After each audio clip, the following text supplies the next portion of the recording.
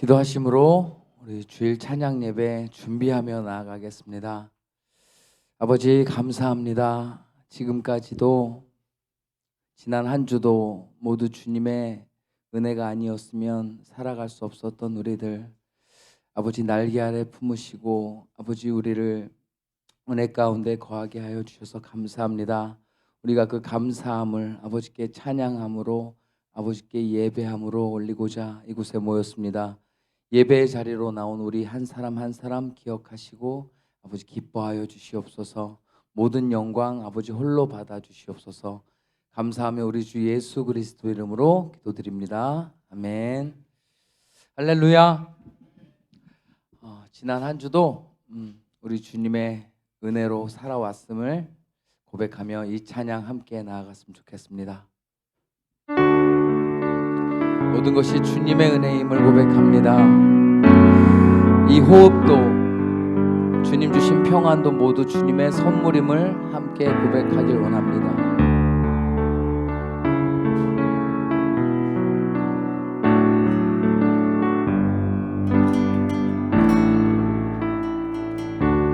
은혜 아니면 살아갈 수가 없네. 은혜 아니면 살아갈 수가 없네. 호흡마저도 다 주의 것이니 세상 평안과 위로 내게 없어도 예수, 오직 예수뿐이네. 은혜 아니면 살아갈 수가 없네. 은혜 아니면 살아갈 수가 없네. 아멘. 호흡마저도 다 주의 것이니 세상 평안과 위로 내게 없어도 예수, 오직 예수뿐이네. 크신 계획 다 볼 수 없고, 크신 계획 다 볼 수도 없고, 작은 고난에 지쳐도 주께 묶인 나의 모든 삶 버티고 견디게 하시네. 아멘. 은혜 아니면 살아갈 수가 없네. 아멘. 나의 모든 건 다 주께 맡기니 참된 평안과 위로 내게 주신 주 예수, 오직 예수뿐이네. 크신 계획 다 볼 수도 없고, 크신 계획 다 볼 수도 없고, 작은 고난에 지쳐도 주께 묶인 나의 모든 삶 버티고 견디게 하시네. 은혜 아니면 살아갈 수 없습니다. 은혜 아니면 살아갈 수가 없네. 나의 모든 것 다 주께 맡기니 참된 평안과 위로 내게 주신 주 예수, 오직 예수뿐이네. 아멘. 아멘. 아멘. 이번에 함께할 찬양도 주님의 은혜를 노래합니다. 우리가 누려온 모든 것들이 주님의 은혜임을 고백합니다. 지나온 모든 시간도, 걸어왔던 모든 순간도 당연한 순간 한순간도 없었음을 고백합니다. 모두 주님의 은혜임을 이렇게 고백하기 원합니다.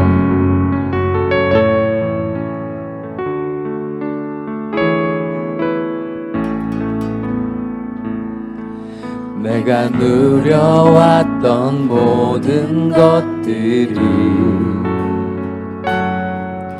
내가 지나왔던 모든 시간이, 내가 걸어왔던 모든 순간이 당연한 것 아니라 은혜였소. 아멘. 아침 해가 뜨고 저녁에 노을, 봄의 꽃향기와 가을의 열매, 변하는 계절의 모든 순간이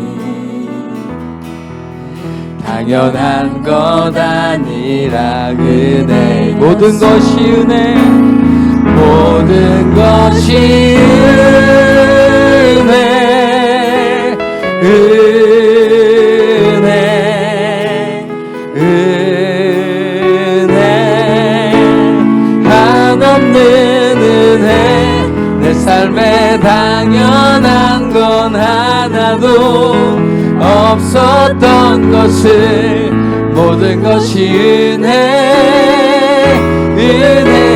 내가 이 땅에 태어나 사는 건, 내가 이 땅에 태어나 사는 것 주님의 은혜입니다. 어린아이 시절과 지금까지 숨을 쉬며 살며 꿈을 꾸는 삶, 모두 주님의 은혜입니다. 당연한 것 아니라 은혜였소. 내가 하나님의 자녀로 살며, 내가 하나님의 자녀로 살며 오늘 찬양하고 예배하는 삶, 감사합니다. 하나님, 복음을 전할 수 있는 축복이 모두 주님의 은혜입니다. 당연한 것 아니라 은혜여서 모든 것이 은혜,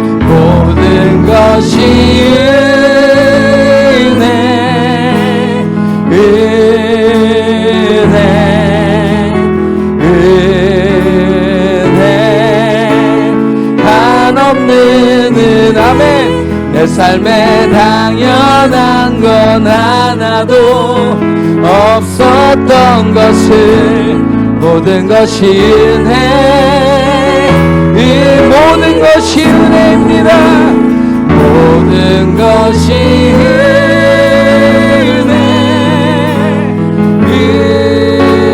은혜, 은혜, 한없는 은혜. 내 삶에 당연한 건 하나도 없었던 것을, 모든 것이 은혜, 은혜여서 모든 것이 은혜, 모든 것이 은혜, 은혜, 은혜, 한없는 은혜. 내 삶에 당연한 건 하나도 없었던 것을, 모든 것이 은혜, 은혜. 여호와께 돌아가자, 여호와께 돌아가자. 우린 돌아서도 그는 변치 않네. 여호와께 돌아가자. 우린 넘어져도 그 사랑 영원한. 내 백성이 나를 떠나 돌아섰지만, 내 백성이 나를 떠나 돌아섰지만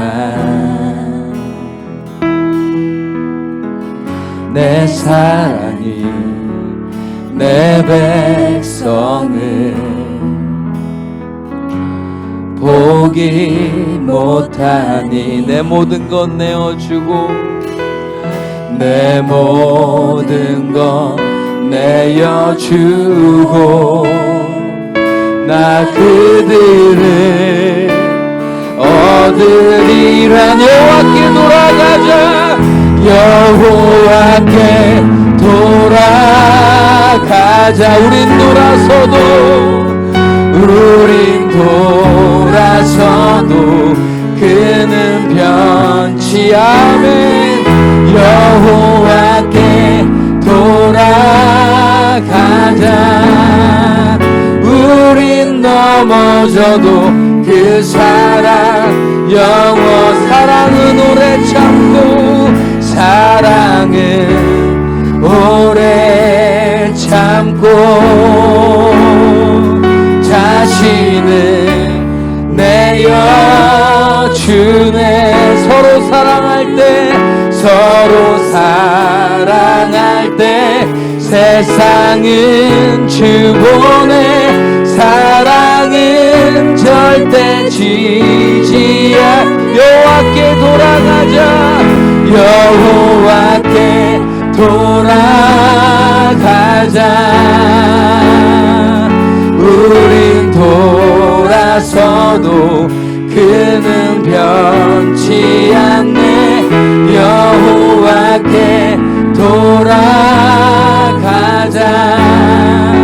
우린 넘어져도 그 사랑 영원하네. 예루살렘아 여호와를 찬송할지어다. 내 하나님을 감사함으로 그 앞에 나가며 주 임재 앞에 경배. 위대하신 우리 주님을 찬양합니다. 우리 주는 위대하며 능력이 많으시도다. 그의 지혜 무궁하며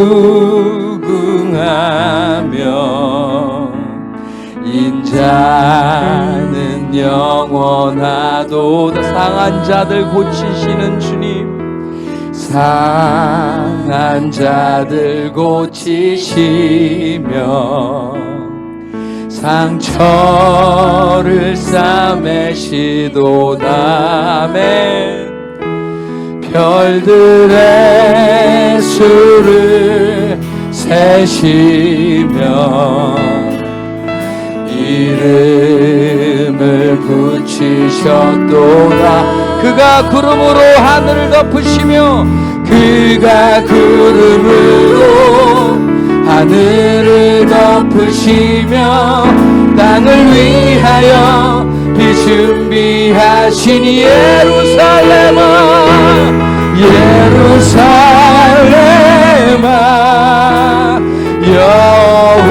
여호와를 찬송할지어다. 내 하나님을 감사함으로 그 앞에 나가며 주 임재 앞에 경배. 그가 구름으로 하늘을 덮으시며 그가 구름으로 하늘을 덮으시며 땅을 위하여 비 준비하시니. 아멘. 예루살렘아 예루살렘아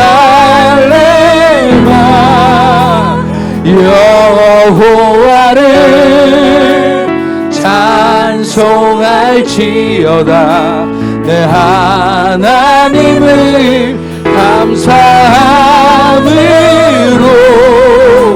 그 앞에 나가며 주 임재 앞에 목소리로 찬양합니다. 예루살렘아 예루살렘아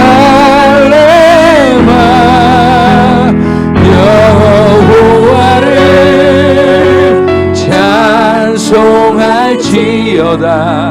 내 하나님을 감사함으로 그 앞에 나가며 주 임재 앞에 경배 주 임재 앞에 경배 주 임재 앞에 경배 아버지께 영광의 박수 올려드리겠습니다. 주님을 경배합니다. 할렐루야. 반갑습니다. 오늘도 하나님의 은혜와 축복이 여러분과 여러분의 가정에 충만하시기를 주님의 이름으로 축원을 드립니다. 오늘 같이 읽은 말씀을 통해서 성령의 인도하심에 민감합시다. 성령의 인도하심에 민감합시다 라는 제목으로 함께 은혜를 받기를 원합니다. 사랑하는 성도 여러분, 여러분은 혹시 무슨 일을 결정함에 있어서 또 무슨 일을 함에 있어서 누구의 말에 민감하십니까? 결혼하신 분들은 배우자의 말에 민감할 수밖에 없죠. 아내가 됐든 또 남편이 됐든 배우자의 말을 무시할 수가 없습니다. 또 자녀들이 이제 성장하면 자녀들도 이제 의견을 내기 때문에 자녀들의 의견도 무시할 수가 없습니다. 그러나 오늘 하나님을 믿는 우리 믿음의 성도라면 세상의 사람들의 말보다는 성령의 말씀, 하나님의 말씀에 민감할 수 있는 저와 여러분이 되시기를 주님의 이름으로 축원을 드립니다. 여러분, 신앙생활이 뭐라고 생각합니까? 신앙생활은 한마디로 얘기하면 하나님과 동행하는 삶, 하나님과 동행하는 삶이 신앙생활이라고 이야기할 수 있습니다. 자, 그렇다면 여러분이 하나님과 동행하려면 성령님의 인도를 받는 삶을 살아야 돼요. 하나님과 동행한다고 하면서 하나님의 뜻과 하나님의 말씀에 어긋나게는 살 수가 없잖아요. 그러니까 하나님과 동행하려면 하나님의 인도를 받으면서 살아야 합니다. 제가 한 가지 또 질문하겠습니다. 여러분이 누구의 자녀입니까? 하나님의 자녀다. 아니야, 나는 사탄의 종이다. 둘 중에 하나. 하나님의 자녀입니까? 사탄의 종입니까? 하나님의 자녀인 걸 믿으시기 바랍니다. 자, 그렇다면 여러분이 하나님의 자녀인 걸 또 어떻게 압니까? 교회 등록 카드를 냈기 때문에 나는 하나님의 자녀다? 아니면 우리 집 앞에 뭐 이렇게 교회, 한수무리교회 교회가 붙었기 때문에 하나님의 자녀다? 이렇게 얘기할 수 있겠습니까? 하나님의 자녀를 어떻게 알 수 있느냐? 로마서 8장 14절에 보면 이렇게 말씀합니다. 우리 함께 같이 읽습니다. 시작. 무릇 하나님의 영으로 인도함을 받는 사람은 곧 하나님의 아들이라. 누가 하나님의 자녀냐? 하나님의 영의 인도, 즉 성령님의 인도를 받는 사람이 하나님의 자녀다. 이렇게 말씀하고 있는 겁니다. 오늘 저와 여러분이 하나님의 자녀가 된 것은 내가 성령님의 인도를 받고 있습니다. 하나님의 말씀대로 살고 있습니다. 이렇게 하고 있다면 우리는 하나님의 자녀인 겁니다. 오늘 저와 여러분이 하나님의 자녀라면 마땅히 성령님의 인도를 받으면서 살아야 합니다. 다시 말하면 여러분은 어떤 인생의 중요한 결정을 할 때, 어떤 행동을 할 때, 물론 집에 같이 살고 있는 남편, 부인, 자녀들의 말도 민감하게 반응을 해야 되겠지만, 또 어떤 환경도 봐야 되겠지만, 그것보다 더 중요한 건 뭐냐? 하나님이 기뻐하실까? 이게 하나님의 뜻일까? 내가 성령님의 인도를 받고 결정하는 것일까? 이걸 먼저 생각해야 될 것입니다. 성령님의 인도를 받는 사람은 사람들의 눈에는요, 별 볼 없게 보입니다. 그래서 처음에는 저게 맞아? 이렇게 보지만 성령님의 인도를 계속 받다 보면 하나님은 그런 사람을 통해서 하나님의 뜻을 이루어 간다는 사실을 믿으시기 바랍니다. 오늘은 성령님의 인도에 민감했던 한 사람을 여러분에게 소개하려고 합니다. 사람들은요, 상황이나 사람들의 말에 따라 움직일 때가 많습니다. 여러분은 상황, 또 사람들의 말, 그거에 어느 정도 영향을 받고 있습니까? 우리는 하나님의 사람, 특별히 예수 믿는 사람이라고 하면서도 자신의 생각이나 자기가 가지고 있는 어떤 경험, 또 세상 사람들의 말, 상황에 따라서 결정하고 그 길을 갈 때가 많습니다. 이러한 경우 분명히 자기가 경험했고 또 세상 사람들이 많이 얘기했기 때문에 처음에는 아주 탁월한 선택이고 탁월한 결정처럼 보이지만 결과는 하나님의 뜻을 이루지 못하는, 다시 말해서 하나님을 기쁘시게 하는 일이 아닙니다. 오늘 본문에는 상황이나 사람들의 말보다 성령님의 인도를 더 중요시 해서 이 성령님의 인도를 따라 움직였던 사람, 즉 성령님의 인도에 민감했던 한 사람을 우리에게 소개하고 있습니다. 그가 누구냐면 바로 빌립입니다. 이 빌립이 누굽니까? 빌립은 초대 예루살렘 교회 7 집사 중에 한 분입니다. 초대 예루살렘 교회가 놀라운 부흥이 일어나자 교회 일꾼을 세우죠. 요즘으로 말하면 안수 집사님을 세웁니다. 그 안수 집사님을 세울 때 사도들이 기준을 정합니다. 그 기준이 뭐였습니까? 6장 3절에 보면 형제들아 너희 가운데서 성령과 지혜가 충만하여 칭찬받는 사람 7을 택하라. 우리가 이 일을 그들에게 맡기고 6절 5절 온 무리가 이 말을 기뻐하여 믿음과 성령이 충만한 사람 스데반과 또 빌립과 블루고로와 니가노로와 디몬과 바메나와 유대교에 입구한 안디옥 사람 니골라를 택하여 7사람을 안수집사로 세우는데 기준이 뭐냐? 첫 번째 성령이 충만해야 된다. 두 번째 지혜가 충만해야 된다.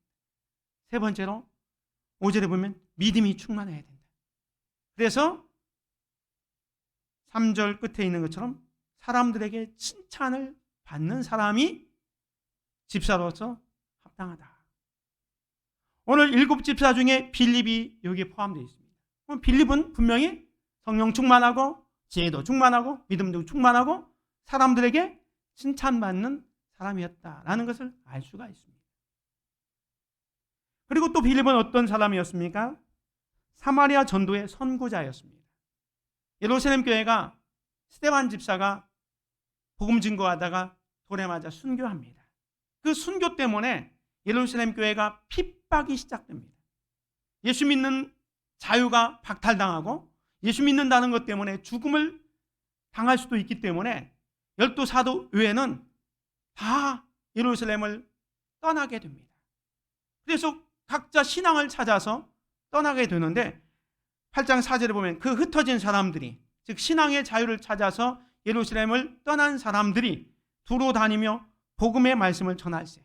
이들은 비록 예루살렘을 떠났지만 가는 곳곳마다 그들이 가는 곳에서 복음을 전합니다. 그 중에 한 사람 빌립 집사는 어디로 갑니까? 5절을 보면 빌립이 사마리아 성에 내려가 그리스도를 백성에게 전파하니. 빌립이 간 곳은 사마리아 성이었습니다. 이 사마리아 성은요, 역사적으로 아수르의 멸망을 받은 도시였어요. 북쪽 이스라엘이 성이 사마리아 성인데 북쪽이 먼저 이스라엘이 멸망하잖아요.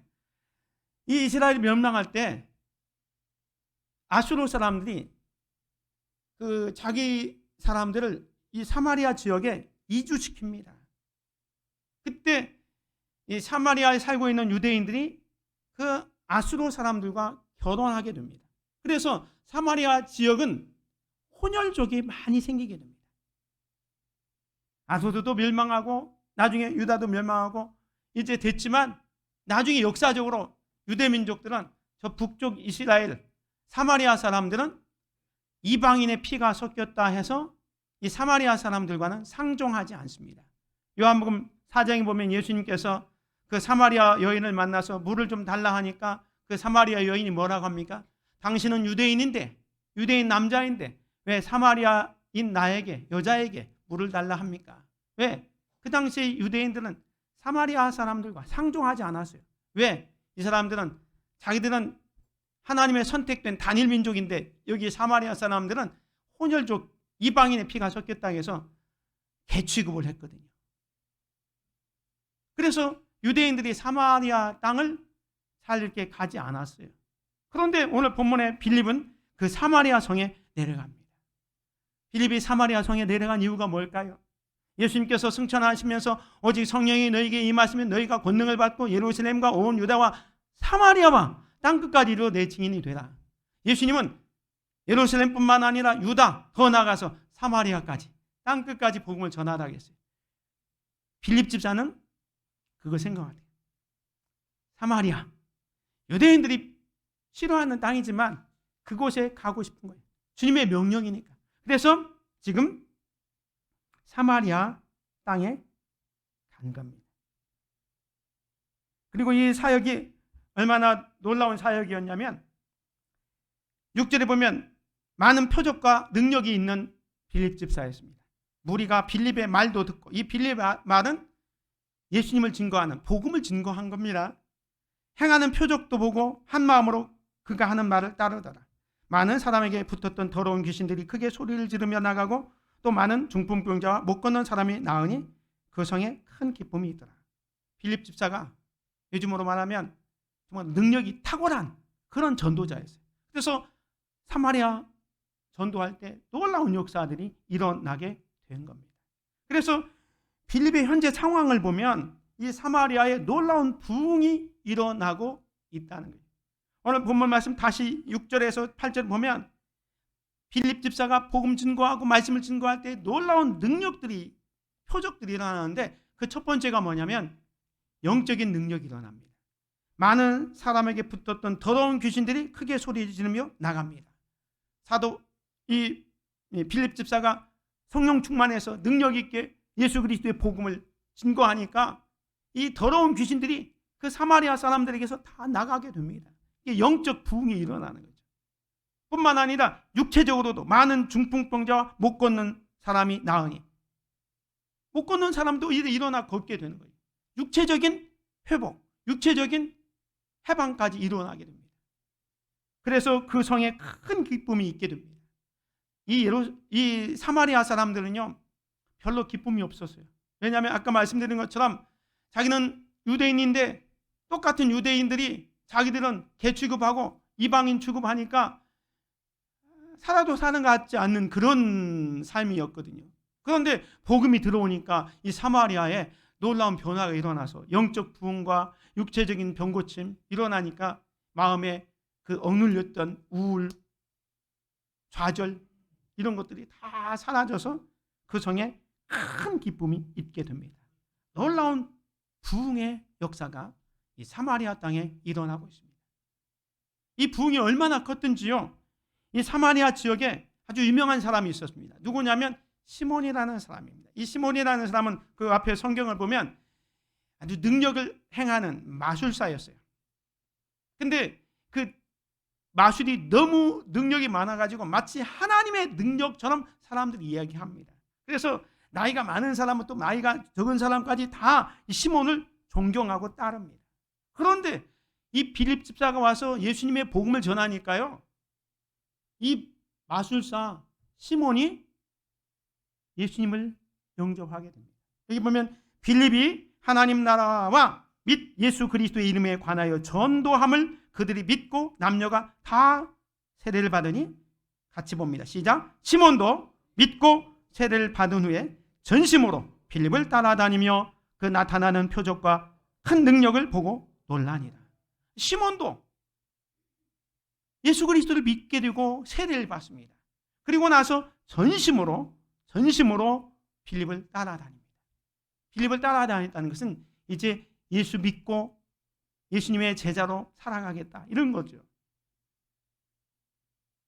자, 이런 상황을 보면 빌립은 지금 유대인들이 싫어하는 사마리아 땅에 가서 복음을 증거해서 놀라운 부흥이 일어났습니다. 그 부흥이 숫자적으로도 많았던 것 같아요. 숫자가 너무 많으니까 예루살렘에서 사람 2명 더 와가지고 거기서 같이 협력하면서 사역을 합니다. 영적인 부흥도 일어나고 놀라운 부흥이 일어났습니다. 자, 이 정도 되면 빌립 집사는 계속 그 사마리아에서 이제 교회가 생겼기 때문에 그 성도들 사역하고 양육하고 기르는 것을 최우선이잖아요. 그런데 이렇게 좋은 환경인데 이때 갑자기 오늘 본문에 보면 26절에 주의 사자가 빌립에게 말하여 이르되 일어나서 남쪽으로 향하여 예루살렘에서 가사로 내려가는 길까지 가라 하니 그 길은 광야라. 갑자기 주의 사자가 성령님입니다. 주의 사자가 빌립에게 말합니다. 일어나서 남쪽으로 향하여 예루살렘에서 가사로 내려가는 길까지 가라 하니 그 길은 광야라. 지도를 보면요, 이 예루살렘에서 사마리아까지 약 30km 정도 됩니다. 예루살렘 교회가 핍박이 있어서 사마리아까지 내려가서 전도해서 놀라운 부흥이 있습니다. 그런데 느닷없이 성령님께서 빌립에게 나타나서 저 가사로 내려가는 광야에 가라. 사마리아에서 가사까지는 100km 정도 됩니다. 광야, 사막 지역입니다. 그곳으로 보내고 있습니다. 황당하잖아요. 왜 이렇게 했을까? 우리 보기에는 정말로 지금 예루살렘에서 핍박이 일어나서 어찌어찌해서 지금 사마리아까지 와서 복음 전해서 사마리아 메말랐던 사마리아 지역에 예수 그리스도가 증거되어지고 놀라운 사람 그 부흥의 역사 많은 사람이 세례받고 그런 역사가 일어나면 그곳에서 계속 빌립 집사가 사역하고 그 성도들 양육하고 그런 것이 우선일 것 같은데 성령님은 빌립에게 광야로 내려가라 이야기합니다. 왜 그랬을까요? 우리가 이해하지 못하는 것들이 있습니다. 그건 성경이 이렇게 얘기합니다. 내 생각이 너희 생각과 다르며 내 길은 너희 길과 다릅니다. 여호와의 말씀이니라. 이는 하늘이 땅보다 높음 같이 내 길은 너희의 길보다 높으며 내 생각은 너희의 생각보다 높으니라. 사랑하는 성도 여러분, 하나님의 생각과 우리의 생각은 차원이 다르다는 거예요. 오늘 우리가 성령님의 인도, 하나님의 말씀대로 살아가지 못하는 이유가 뭐냐? 다시 말해서 말씀대로 순종하지 못하는 이유가 뭐냐면 우리가 너무 똑똑해서 그래요. 너무 계산적이에요. 그래서 성령님이 말씀하면 그 계산해 보는 거예요. 야, 지금 사마리아 성이 이렇게 놀라운 부흥이 일어나고 믿는 사람도 많은데 여기 놔두고 저 광야 사막 사람이 있을지도 없을지도 모르는 그곳으로 가라? 도저히 이해가 되지 않는 거잖아요. 이게 우리 인간은 계산기 돌려가지고 계산을 빨리 해요. 도저히 안 되겠다. 여기 눌러 앉겠다. 그래서 순종하지 못하는 거예요. 사랑하는 성도 여러분, 우리가 하나님의 뜻을 이해하려고 하지 마세요. 우리 머리가 정말로 용량이 적은데 하나님의 그 위대하신 뜻과 계획을 어떻게 다 알 수가 있겠습니까? 하나님이 말씀하시면 성령님이 여러분 인도하시면 아멘으로 순종할 수 있기를 바랍니다. 오늘 본문에 보면 빌립은요 하나님이 말씀하시자 주의 성령이 말하자 27절에 보면 일어나 가서 보니 지금 사마리아의 그 많은 성도들 놔두고 광야로 가고 있는 거예요. 일어나 가서 보니 순종하고 있는 거예요. 거기 가보니까 누가 있습니까? 에디오피아 사람 곧 엔게디의 모든 국고를 맡은 관리인을 만납니다. 이 국고를 맡은 관리인은 요즘으로 말하면 기획재정부 그런 사람 정도 되는 장관, 재정을 다 맡고 있는 아주 높은 관직을 갖고 있는 사람을 만나게 됩니다. 이때 또 하나님께서 말씀합니다. 성령께서 29절에 보면 성령이 빌립에게 이르시되 이 수레로 가까이 나아가라 하시거늘. 빌립이 어찌어찌해서 지금 광야까지 와서 지금 왔는데 이 에디오피아 사람이 지금 예루살렘에 예배하러 왔다가 돌아가면서 수레에서 성경책을 읽고 있었어요. 그 성경책이 뭐냐면 이사야 53장의 말씀이에요. 고난의 종에 대한 그 말씀을 읽는 거예요. 마치 도살장에 끌려가는 어린 양이 정말로 말없이 침묵하면서 끌려가는 그 이야기를 읽고 있는 거예요. 그런데 그 이야기가 무슨 내용인지 모르고 읽는 거예요. 그때 빌립 집사에게 성령님이 말씀합니다. 성령이 빌립에게 이르시되 이 수레로 가까이 나아가라 하시거늘. 그 수레에는 누가 타고 있습니까? 이디오피아 간다게 여왕인 국고를 맡은 그 관리가 타고 있는 거예요. 여러분, 에디오피아 사람들은 휴주, 백인입니까? 흑인입니까? 안 가봐서 모릅니까? 제가 알기로는 흑인입니다. 에디오피아 사람들은 흑인이에요. 지금 유대인들 생각 속에는요, 피가 조금 섞였다고 이방인의 피가 들어왔다고 해서 사마리아 사람들을 무시했어요. 개취급을 했어요. 이방인들은 완전히 진짜 개취급을 했던 사람들이 유대인의 생각이에요. 근데 딱 광야에서 가보니까 지금 얼굴이 꺼무쩍쩍한 흑인이 있는 거예요. 근데 성령은 말씀합니다. 이 수레로 가까이 나아가라 하시거늘. 여러분은 어떻게 하겠습니까? 근데 빌립은 머뭇거리지 않았습니다. 주저하지 않았습니다. 30절에 보면 빌립이 뭐라고 했습니까? 달려가서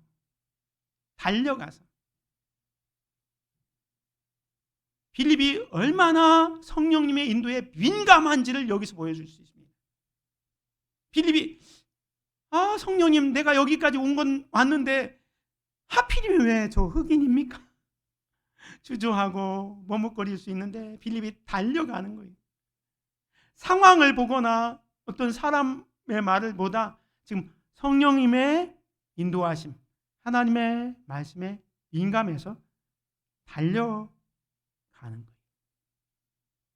사랑하는 성도 여러분, 지금 여러분의 환경은 어떻습니까? 만약에 여러분이 지금 환경이 좋다면 이대로 살았으면 좋겠다, 이렇게 생각하시는 분도 있겠죠. 그러나 나쁘거나 좋지 않으면 떠나기를 원할 거예요. 뭔가 바꿔보기를 원할 거예요. 근데 중요한 건 뭐냐? 하나님의 사람은 이 환경에 좌우되지 않는다는 거예요. 사람들의 말에 흔들리지 않는다는 거예요. 성령님의 인도하심에 민감한 저와 여러분이 되시기를 주님의 이름으로 축원을 드립니다. 이렇게 성령님의 인도를 받으면요, 상황도 변합니다. 상황도 변합니다. 오늘 우리는 하나님은 좋으신 분이다, 하나님은 선하신 분이다, God is good, 이런 얘기를 합니다. 하나님은 선하신 분인 것을 믿습니까? 성령님도 선하십니다. 그러면 성령님이 우리를 인도할 때 나쁜 곳으로 좋은 곳으로 인도해 주실 것입니다. 비록 지금 우리 인간이 보기에, 내가 보기에 거칠고 힘들고 어려운 길이라 할지라도 결국은 좋은 길로 인도하신다는 사실을 믿으시기 바랍니다. 성령님의 인도를 받으면 상황도 변하게 됩니다. 이 성령님의 인도를 받아서 광야로 온 빌립에게 성령께서는 그 환경을 어떻게 변화시켜 줬냐면, 그 광야에서요, 에디오피아 관리를 만나게 하셨습니다. 광야는 사막이라고 했습니다. 그 사막에서 에디오피아 이 국고를 맡은 관리를 만나게 하십니다. 하나님께서는요, 빌립을 왜 이곳에 보내셨을까? 사마리아는 예수 믿는 사람들이 많아져서 놀라운 부흥이 일어납니다. 그래서 큰 기쁨이 그 성에 있었습니다. 믿는 사람들이 얼마 있는지는 나와 있지 않지만 예를 들어서 우리가 한 100명 정도 있다고 합시다. 100명. 지금 광야에서 만난 사람은 몇 명? 1명. 에티오피아 1명입니다. 하나님은 사마리아 수많은 사람들을 남겨놓고 광야로 보내서 에티오피아 한 사람을 만나게 합니다. 왜 그랬을까요? 하나님은요, 숫자적으로 많은 것도 좋게 보시지만 아직 하나님의 말씀을 읽어도 깨닫지 못하는 이 불쌍한 한 영혼이 있었습니다. 그를 구원하기 위해서 빌립자를 사마리아에서 100km나 지나는 가사 광야길로 인도하신 거예요. 예수님께서 비유로 말씀하셨습니다. 어떤 사람이 양 100마리가 있는데 한 마리 양을 잃어버렸습니다. 그때 목자는 어떻게 한다고 했습니까? 99마리의 양을 놓고 잃어버린 한 마리 양을 찾기 위해서 찾고 그래서 결국 찾았을 때 기뻐하고 즐거워한다. 의인 99 사람보다 한 사람의 죄인이 회개하고 돌아올 때 주님이 더 기뻐한다 라는 얘기를 합니다. 지금 그런 심정으로 에티오피아 이 국고를 맡은 관리는 성경을 읽고 있지만 예수님을 모르는 거예요. 복음을 모르는 거예요. 그 사람을 구원하기 위해서 성령은 빌립을 광야로 보내서 이 사람을 만나게 합니다. 빌립이 물어보죠. 네가 지금 읽고 있는 성경 구절이 무슨 말인지 아느냐? 그랬더니 빌립이 질문할 때 내시가 나를 지도해 주는 사람은 없으니 어떻게 알겠습니까? 라고 얘기하니까 또 이런 얘기합니다. 그 내시가 빌립에게 말하려 청하되 내가 묻노니 선지자가 이 말한 것이 누구를 가리킴이냐, 자기를 가리킴이냐, 타인을 가리킴이냐. 즉 이사야 53장에 나오는 그 고난받는 종이 누구냐 잘 모르겠다는 거예요. 이사야 선지자 자신을 가리키는지 아니면 타인을 가리키는지 도저히 모르겠다. 그때 빌립이 입을 열어 이 글에서 시작하여 예수를 가르쳐 복음을 전하리라. 이 이사야 53장에 나오는 고난받는 종은 바로 메시아 예수 그리스도다. 예수 그리스도를 증거하게 됩니다. 복음을 전하려. 그 이야기를 듣고는요, 이 내시가 그 말씀을 믿습니다. 그 마음이 열어줬어요. 성령께서 열어주니까 복음을 받아들여서 믿고 나서 바로 가다 보니까 물이 있으니까 어떻게 합니까? 여기 물이 있으니까 우리가 여기서 세례를 받았으면 어떻게 했느냐 해서 그 자리에서 세례를 받습니다. 세례를 받고 하나님께서 성령께서 그 빌립의 마음을 열어주셨기 때문에 그런 놀라운 역사가 일어나게 된 겁니다. 사랑하는 성도 여러분, 성령님의 인도를 받는다는 것은 무엇입니까? 성령님의 인도를 받는다는 것은요, 세상의 기준이나 내 생각이나 철학이 아니라 하나님의 말씀대로 사는 것이에요. 하나님의 말씀대로 산다는 건 뭐냐? 자신의 유익이 아니라 하나님의 나라와 하나님의 뜻을 이루는 일을 하는 것. 이게 성령님의 인도를 받고 있는 거예요. 다시 말해서 여러분이 성령님의 인도를 받고 있느냐? 질문했을 때 여러분이 하나님의 말씀대로 순종하면서 살고 있으면 하나님을 기쁘시게 할 거예요. 그래서 여러분의 삶이 정말로 하나님의 말씀에 순종해서 하나님을 기쁘시게 하고 있다면 여러분은 분명히 성령님의 인도를 받고 있는 거예요. 그런데 여기서 더 한 가지 나가보면 여러분이 지금 하나님의 마음을 기쁘시게 하고 있는지 아니면 하나님의 마음을 근심시키고 있는지 어떻게 알 수 있느냐 이 말이에요. 우리가 하나님의 말씀대로 순종하고 살면 하나님이 기뻐할 텐데 내 지금 행동과 이 결정이 하나님을 기쁘시게 하고 있는지 아니면 내 결정과 이런 행동이 하나님의 마음을 아프게 하고 있는지를 어떻게 알 수 있느냐 이 말이에요. 여러 방법이 있겠지만 가장 쉬운 방법을 제가 알려드리려고 합니다. 여러분이 하나님의 마음을 기쁘게 하고 있는지 슬프게 하고 있는지 아니면 하나님의 마음에 한탄이 되도록 하고 있는지를 알 수 있는 가장 쉬운 방법은 뭐냐? 여러분의 지금의 행동과 결정이 다른 사람에게 기쁨을 주고 있다면 여러분은 하나님을 기쁘시게 하고 있습니다. 더 쉽게 말할까요? 여러분의 행동, 결정이 야, 우리 교회 목사님이 내가 이렇게 행동하고 이렇게 말하면 기뻐하실 거야. 그러면 여러분은 성령님의 인도를 받고 있는 거예요. 근데 우리 목사님이 좀 실망하실 것 같아. 서운해하실 것 같아. 근심하실 것 같아. 아니 더 나아가 우리 다른 성도들에게 상처를 줄 수 있어. 그런 결정, 그런 말, 그런 행동이라면 이것은 여러분이 지금 성령님의 인도를 받지 않고 순전히 상황이나 환경을 따라서 자기의 이익을 따라서 결정했기 때문에 그렇게 되어지는 겁니다. 그렇다고 해서 여러분에게 아무런 계획도 세우지 말고 그냥 가만히 기도만 해서 하나님이 안목이야 너는 오늘은 이리로 가라 저리로 가라 이렇게 하라는 게 아니죠. 우리가 계획을 세울 수 있습니다.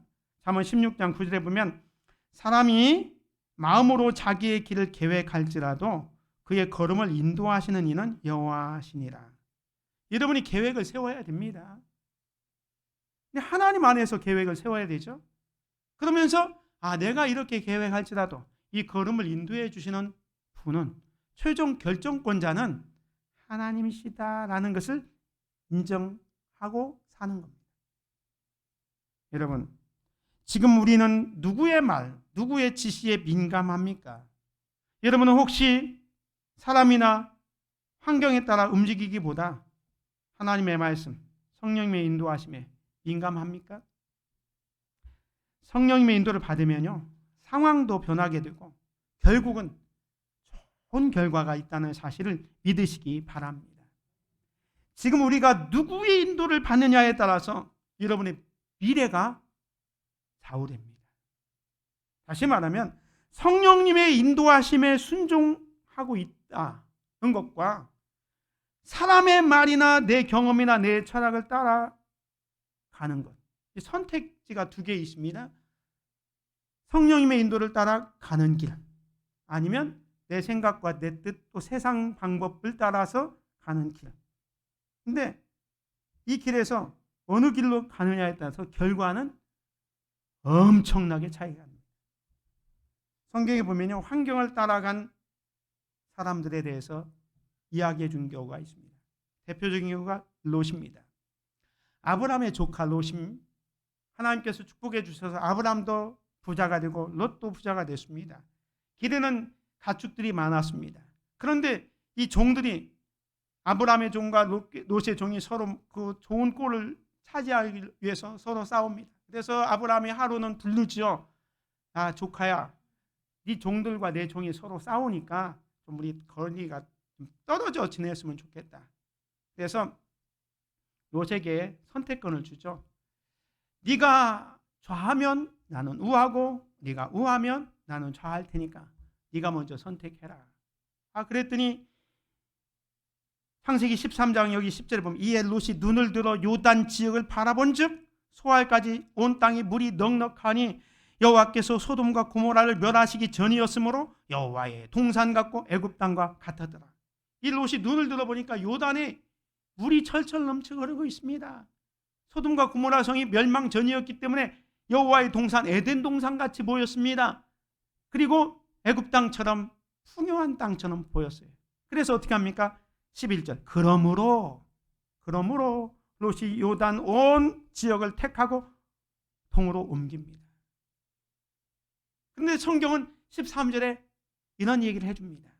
그 롯이 선택한 소돔과 고모라 땅, 그 땅은 어떤 지역이냐? 소돔 사람은 여호와 앞에 악하며 큰 죄인이었더라. 겉으로는 화려합니다. 문화가 발달한 곳입니다. 비옥한 땅입니다. 저 소돔과 고모라에 가면 내가 정말로 편하게 살 수 있겠다. 내가 정말로 자녀를 잘 양육시키고 내 문화생활도 하고 뭣도 좋고 이것도 좋고 저것도 좋고 다 좋은 것만 보이는 거예요. 여호와의 동산 같고 애굽 땅과 같다더라. 그래서 그것을 덥석 선택해서 그 길로 가는 거예요. 근데 거기에 여호와 앞에서 죄악에 되신 것을 못 본 겁니다. 그 결과가 하나님의 징계를 받아서 소돔과 고모라가 멸망할 때 구사일생으로 나오기는 하지만 롯의 아내는 하나님의 말씀에 불순종해서 뒤를 돌아보지 말라 했는데 뒤를 돌아봐서 뭐가 됩니까? 소금 기둥이 되잖아요. 두 명의 사위는 하나님의 말씀을 농담처럼 여겨서 나오지도 못했습니다. 멸망을 맛보게 되죠. 이와 같은 사람 또 있습니다. 엘리멜렉이라는 사람이 있습니다. 이 엘리멜렉은요, 사사시대 때 사람인데 유대 땅 베들레헴은 떡집입니다. 하나님의 약속의 땅 이 베들레헴에 흉년이 들었어요. 살기 힘들게 된 거예요. 그런데 모압 땅 살기 좋은 장처럼 보이는 겁니다. 그래서 이 엘리멜렉이 어떻게 합니까? 자기 아내 나오미와 두 아들 말론과 기로를 데리고 모압으로 이사합니다.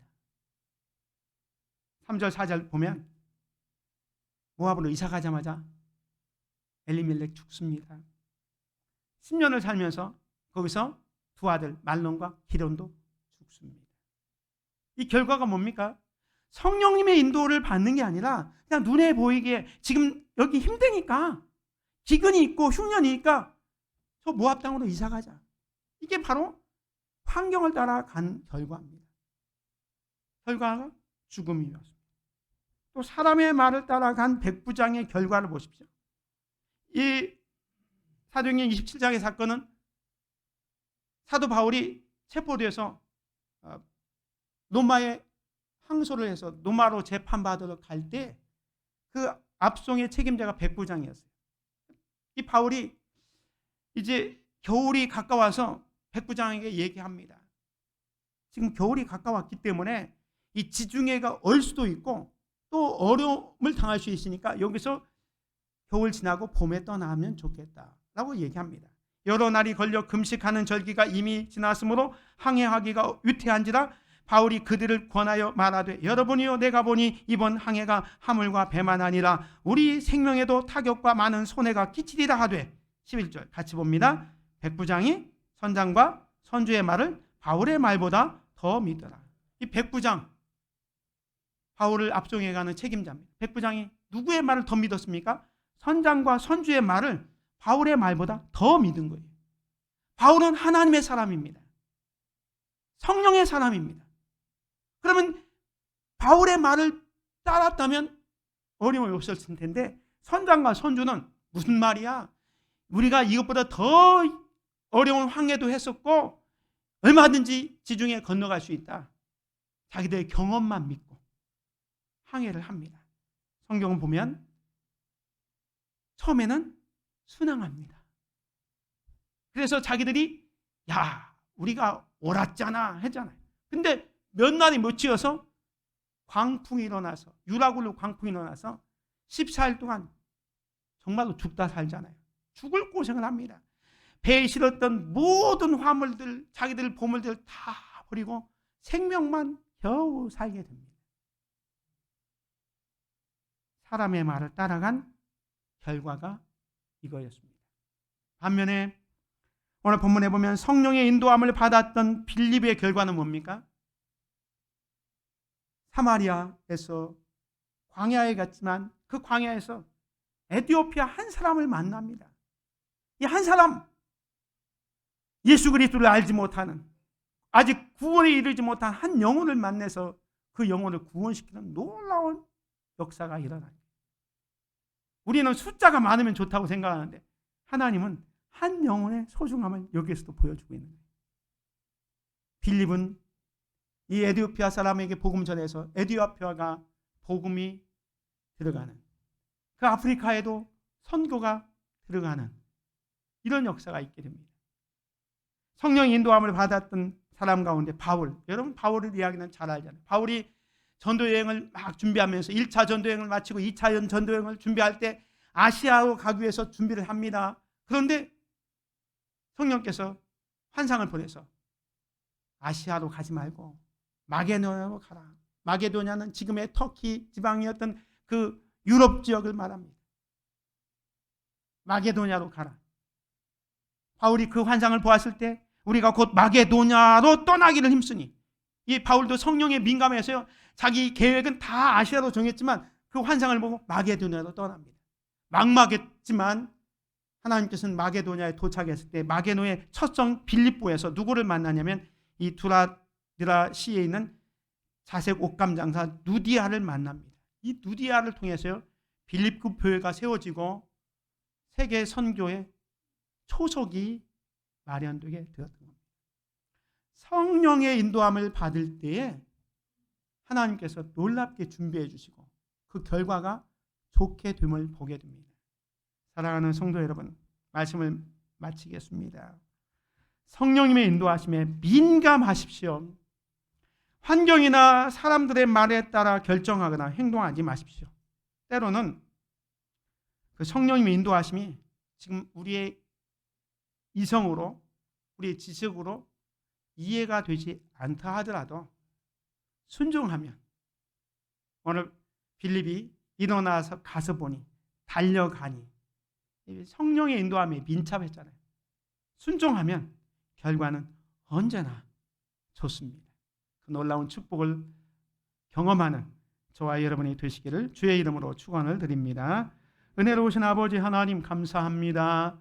오늘 빌립 집사가 성령의 인도함에 민감해서 저 에티오피아 내시에게 복음 전하고 하나님의 귀한 뜻을 이루어 갔던 것처럼 오늘 우리들도 환경이나 사람의 말에 민감하기보다 하나님의 말씀, 성령의 인도함에 민감할 수 있도록 도와주시옵소서. 때로 그것이 이해가 되지 않지만 하나님의 길과 우리의 길이 다르고 하나님의 생각과 우리의 생각이 다름을 깨닫고 하나님이 말씀하신다면 그 말씀에 아멘으로 순종하며 나아갈 수 있는 우리들이 되게 하여 주옵소서.